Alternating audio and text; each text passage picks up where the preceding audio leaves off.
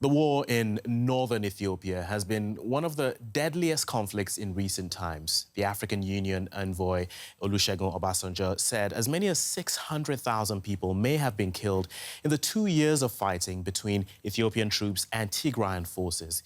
UN investigators say rape and sexual violence were used as weapons of war and essentially mounted to war crimes.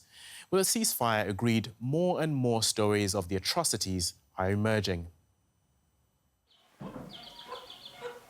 The 2nd of November 2022, just a few hours before the war in Tigray was declared over. A war that devastated millions of people's lives. But for Hadass, the worst was yet to come. On that day, the 16-year-old was at home with her mother near the town of Adwa in Tigray, when an Ethiopian soldier demanded to be let in. For her protection, we have changed her name. He entered the house alone. He carried a stick with him. There was another soldier with a gun waiting outside. He tried to take me to the bush, but I refused. He told me he had a knife and a handgun. Then he beat me with the stick. She started screaming. Neighbors tried to save her, but the soldiers threatened them.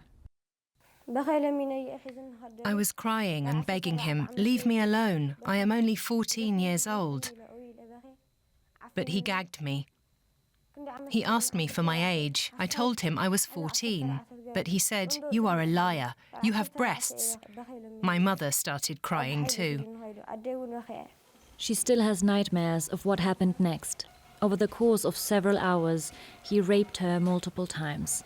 The attack left her bleeding heavily. She managed to get some basic care at a nearby hospital, but desperately needs psychological care too, she says. She also feels anger. They should be held accountable.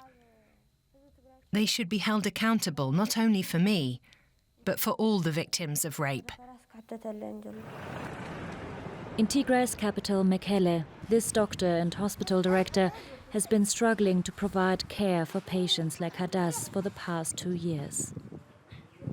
We don't have any medications, emergency medications. We don't have any chronic medications. We can only provide 10 or 20% of the medications these patients need. He had hopes that things would quickly change after Ethiopia's government and the Tigrayan forces signed the peace deal in November. It's been almost 4 months since the agreement has been signed, and I would expect these things to be provided. And patients, they cannot wait. They are dying every day, and they are having so many complications every day. Preventable deaths. People who make it here are just the tip of the iceberg, because only few can afford the transport costs. They were so overwhelmed at nearby Ida Referral Hospital that he had to open a new unit to treat the victims of sexual violence. There were so many gang rapes. There were so many foreign materials inserted into their genitalia. Without exaggeration, I have literally cried writing some of the stories, and it's really worrisome to see this kind of cases as a medical doctor and at the same time as any citizen, as any human being. They have treated over 500 rape cases here since the beginning of the war, he says. The victims say perpetrators are Ethiopian and Eritrean soldiers, as well as local militia. And the nurses at Ida Referral Hospital have confirmed that they saw numerous cases of sexual violence well after the war was declared over. And DW News Africa reached out to the Ethiopian Government Communication Service for comment, but they did not respond to our request. We are now joined by Tarikwa Getachew, Director of the Ethiopian Human Rights Commission. Welcome to DW News Africa. Now, we just heard in our report from Hadass, she says she still has nightmares following her ordeal and she's angry. What is being done to help survivors like her? Thank you, Tommy.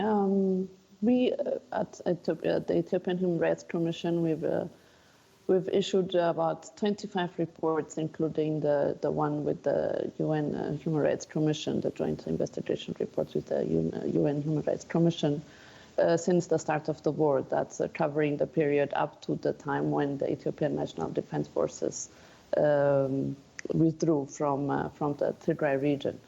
And we've documented several incidents of violations of and abuses of human rights, humanitarian law, and refugee law. And we've indicated that some of these incidents constitute crimes against humanity and even war crimes. The sexual and gender-based violence cases, like the tragic story of Hadas, are some of the acts that we've noted as having been used to degrade and dehumanize the victims, and that they may constitute war crimes. But I would also like to say that the victims include men and boys, some persons with disabilities, and people who were targeted because they had family members taking part in either side of the conflict and the war. Is this the main investigation going into each of these? Like, for example, Hadas talking about being raped by an Ethiopian soldier. Are you the main, the main source when it comes to these final reports? Well, certainly we have talked to about 269 victims, families of victims, witnesses and sources, and other sources. But our reports constitute the most comprehensive documentation of these human rights violations, but we certainly by no means claim to be the only sources. But you've asked me about what happens next, and this has been the subject of our work since since the end of the conflict and the start of the peace agreement, the signing of the peace agreement in November, and even earlier. We've carried out about 13 consultations in the war-affected areas, and we've listened to the victims like Hadas and tried to understand and gather information about what they want. We've talked to about 700 people, men and women, and they've indicated what they would like to see going forward, what justice means to them. Ethiopia has always insisted that it wants to carry out this investigation on its own without intervention from outside. But we've seen the UN's human rights chief essentially say this has to be carried out by an independent body. Which way do you see it going? How independent are these probes going on?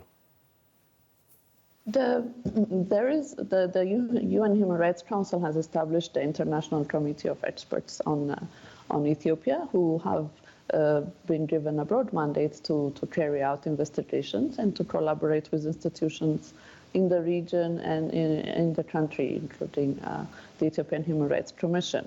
Now, the International Committee itself has seen several changes of leadership and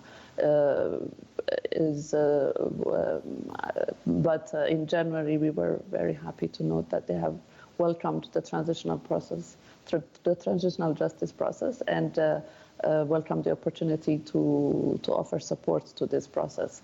There will be an interactive dialogue at the Human Rights Council on 21 March, and the International Committee of Experts will be presenting an oral update at this session.